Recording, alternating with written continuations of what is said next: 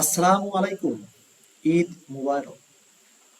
বাংলাদেশের আকাশে আজ শুক্রবার সন্ধ্যায় 1445 হিজরি সনের জিলহজ মাসের চাঁদ দেখা গেছে। সেই হিসাবে আগামী 17ই জুন অর্থাৎ রোজ সোমবার পবিত্র ঈদুল আজহা পালিত হবে। শুক্রবার সন্ধ্যায় জাতীয় মসজিদ বাইতুল মুকাররমের ইসলামিক ফাউন্ডেশনের সভাকক্ষে জাতীয় চাঁদ দেখা কমিটির সভা থেকে এ তথ্য জানানো হয়। ধর্মমন্ত্রী মোহাম্মদ ফরিদুল হক খানের সভাপতিত্বে অনুষ্ঠিত হয় উক্ত সভাটি।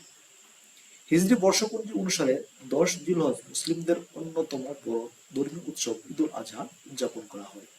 এদিন সারা দেশে মুসলমানরা মহান আল্লাহর অনুগ্রহের আশায় ঈদের জামাত শেষে পশু কোরবানি করে। উল্লেখ্য যে সৌদি আরবের আকাশে স্থানীয় সময় বৃহস্পতিবার অর্থাৎ 6 জুন জিলহজ মাসের চাঁদ দেখা গেছে। সেই হিসাবে আগামী 16 জুন অর্থাৎ 10ই জিলহজ পবিত্র ঈদুল আজহা উদযাপিত হবে সৌদিতে।